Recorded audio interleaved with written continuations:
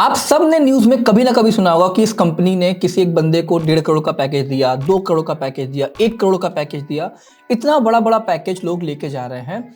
And I thought कि अगर किसी को 1 करोड़ का पैकेज मिल रहा है तो उसकी सैलरी क्या होगी monthly, may be 8 lakh, may be 7 lakh. अगर कुछ कट पिट भी रहा है तो 7 लाख के आसपास तो उसको मिलना ही चाहिए एटलीस्ट, अगर उसकी 1 करोड़ की सैलरी है तो। सेम गोज विद अगर उसकी 50 लाख की सैलरी है तो एटलीस्ट उसको महीने का 4 से 5 लाख तो मिलना ही चाहिए। नहीं 4-5 लाख, 3.5 लाख तो मिलना चाहिए। बट जब मैंने IIT IIMs की सैलरी स्ट्रक्चर को समझा और देखा तो भाई साहब कुछ अलग ही निकल के आया। तो इस वीडियो में मैं आपके साथ वही शेयर करने जा रहा हूं इन डेप्थ। तो इस वीडियो को एंड तक देखना, आपको काफी कुछ नया पता चलेगा। Hi guys, my name is Siddhant and welcome again to my YouTube channel finance के सिद्धांत, जहां पे हम पैसों की बात करते हैं। We talk about money, how to make money, how to grow money and how to invest your money. आज के वीडियो में हम फिर से पैसे की बात करने जा रहे हैं, बट ये सैलरी से रिलेटेड होगा जो IIT IIM से निकलने के बाद लोगों को मिलती है। तो आज मैं आपके सामने इन सैलरीज की सच्चाई रखूंगा कि रियलिटी में लोग कितना पैसा कमाते हैं अगर उनकी सैलरी 50 से 55 लाख का पैकेज है तो। फर्स्ट ऑफ ऑल, जब भी आपने सुना है कि किसी को 1 करोड़ 2 करोड़ का पैकेज लगा है तो वो इंडिया में नहीं लगता है। इंडिया में फ्रेशर्स को मोस्टली 50 to 60 लाख रुपीस का पैकेज मिलता है, ये मैक्सिमम लिमिट है ना। अब इंडिया के पैकेज और यूएस के पैकेज में बहुत डिफरेंस होता है, बिकॉज अगर आप यूएस में 1 करोड़ भी कमा रहे हो तो इंडिया के 50 लाख के बराबर भी नहीं होता है वो, क्योंकि एक टर्म होता है इसको बोलते हैं हम परचेज पावर पैरिटी। और अगर आप इससे कंपेयर करोगे तो सैलरी में बहुत ज्यादा आपको अंतर नहीं लगेगा। बट स्टिल अगर आप चाहते हो कि मैं इस टॉपिक को कवर करूं तो please let me know the comment box. Now जो ये 50-55 लाख का पैकेज लोगों को मिलता है वो CTC होती है, इसको बोलते हैं कॉस्ट टू कंपनी।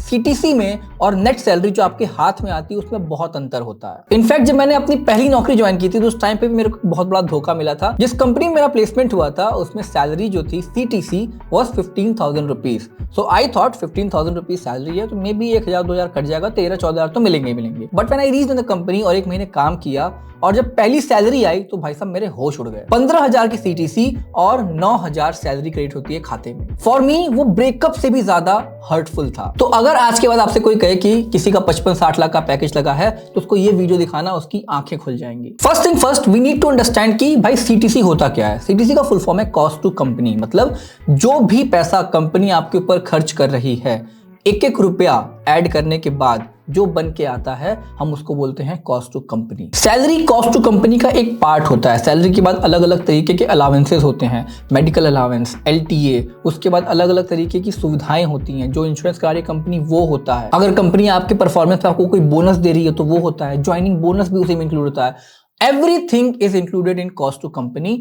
और CTC उसके बाद मिलके बनता है 55 लाख रुपए। तो मोटा मोटी CTC का फॉर्मूला होता है ग्रॉस सैलरी प्लस बेनिफिट्स।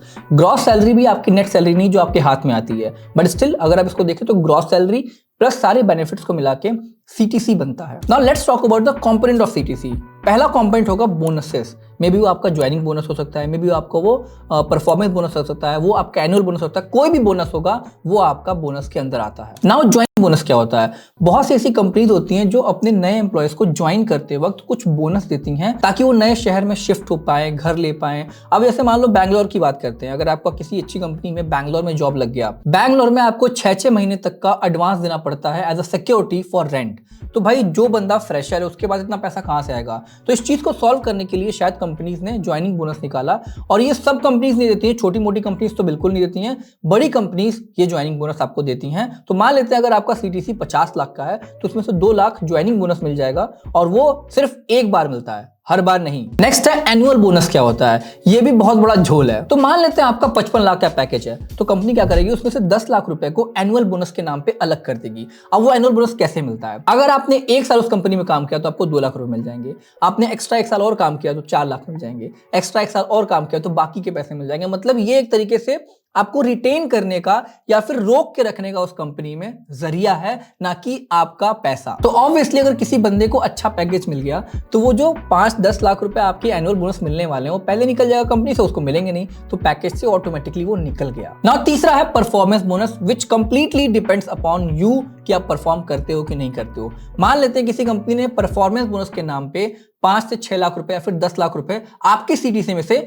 निकाल लिया। तो अब आप परफॉर्मेंस अच्छा करोगे तो उस 10 लाख में से कुछ आपको मिल जाएगा, परफॉर्मेंस अच्छा नहीं करोगे तो 10 में से 2 ही देंगे, 3 ही देंगे, लेकिन वो आपकी सीटीसी में कैलकुलेट हो रहा है। नाउ दूसरा कंपोनेंट होता है आरएसयूज एंड अलाउंसेस। आरएसयू होता है रिस्ट्रिक्टेड स्टॉक यूनिट। तो पहले बात करते हैं आरएसयूज की। ये होता क्या है? तो जो कंपनी स्टॉक मार्केट में लिस्टेड होती हैं वो इंस्टेड ऑफ कोई बोनस या फिर इंस्टेड ऑफ कुछ पैसे के कंपनीज के शेयर देने लगती हैं एम्प्लॉयज को, but after a period of time. मतलब आपने अगर 1 साल काम किया तो आपको 2 लाख के शेयर दे देंगे, आपने 2 साल काम किया तो आपको 4 लाख के शेयर दे देंगे। तो ये जैसे जैसे टाइम पीरियड आपका बढ़ता जाता है वैसे वैसे वो शेयर आपको देते रहते हैं, जो आप अपने पास रख के बेच भी सकते हो बाद में। बट इस बात को नोट करना बहुत इंपॉर्टेंट है कि सेम एज एनुअल बोनस यहां पे भी आपको आरएसयूज एक बार में पहले साल में नहीं मिलते हैं। ये तब मिलेगा जब आप उसमें लॉयल्टी दिखाओगे, कंपनी में रुकोगे, तभी आपको वो बोनसेस मिलेंगे। अब कितना परसेंट कौन से साल में देना है, ये डिफरेंट कंपनीज में अलग अलग तरीके के रूल्स होते हैं, बट मोटा मोटी यही होता है आरएसयूज के केस में। और आजकल स्टार्टअप का जमाना, तो आप लोगों ने ईसॉप्स बहुत सुने होंगे। तो ईसॉप्स उन कंपनीज में दिए जाते हैं जो कंपनीज मार्केट में, स्टॉक मार्केट में लिस्टेड नहीं होती हैं। वो मेजरली आज की डेट में स्टार्टअप्स ही हो रहे हैं। तो ये सारे जो ईसॉप्स हो गए, आरएसयूज हो गए, ये सारे रिटेंशन प्लान है कि आप उस कंपनी में कितना देर तक रुक सकते हो, कितने देर तक आपको रोका जाए। बट अगर आपको कोई अच्छी अपॉर्चुनिटी मिल गई 1 साल के अंदर, 1.5 साल के अंदर, उस कंपनी से बेटर अपॉर्चुनिटी मिल गई, तो ये सारे स्टॉक बोनसेस जो आपको दिख रहे हैं वो आपके पैकेज में एक्चुअली काउंट नहीं होंगे। आरएसयूज के बाद होता है अलाउंसेस। अलाउंसेस क्या होता है? कोई भी ऐसा खर्चा जो कंपनी आपके ऊपर कर रही है और उसमें पैसा इन्वॉल्व है, उसको हम अलाउंसेस बोलते हैं। कोई भी खर्चा हो। अगर मैं कुछ कॉमन अलाउंसेस के नाम बताऊं तो उसमें होते हैं travel allowance, entertainment allowance, uniform allowance, housing allowance, tool and equipment allowance and medical allowances. Now in सब के बाद जो सबसे बड़ा आपका कटता है वो कटता है टैक्सेशन में। अगर आप किसी Amazon, मैकेंजी ऐसी कंपनीज में स्टार्ट करते हो अपनी नौकरी, तो मोस्ट प्रॉब्ली आप जिस टैक्स स्लैब में फॉल करोगे उसमें आपको 30% तक का टैक्स देना पड़ेगा। दैट मीन्स अगर आपने 1 लाख 1.5 लाख रुपए सैलरी कमाई तो उसमें से 30% आपको टैक्स देना पड़ेगा। Although there are many ways to save taxes, but यही टैक्स स्लैब आपको फॉलो करना पड़ेगा। तो जो लोग इस कैटेगरी में फॉल करते हैं वो लोग इस दर्द को समझ पाएंगे, और अगर आप समझ पा रहे हो तो please let me know the comment box. तो मैं बताता हूं आपको सच्चाई क्या है। जितने भी लोगों से मैंने बात की है जिनके salary packages 50 lakh, 55 lakh, 60 lakh rupees तक हैं, उनकी नेट सैलरी कितनी हो सकती है अगर हम कैलकुलेट करें तो हमारे हिसाब से 4 से 5 लाख रुपए पर मंथ आना चाहिए।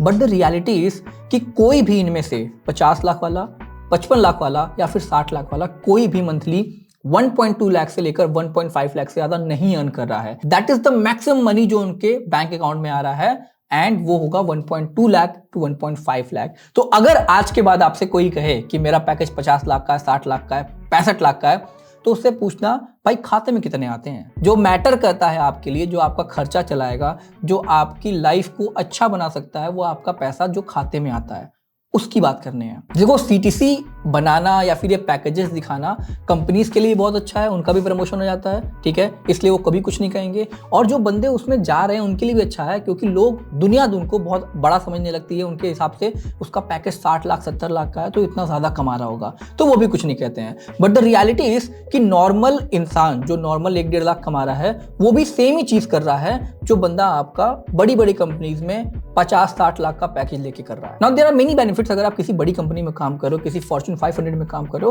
तो उनके अलग बेनिफिट्स है, मैं मना नहीं कर रहा हूं। लेकिन इस हाइप को समझना बहुत इंपॉर्टेंट है कि रियलिटी क्या है, हाथ में पैसा कितना आ रहा है। बाकी तो वो यार कंडीशनल ऑफर हो गया ना।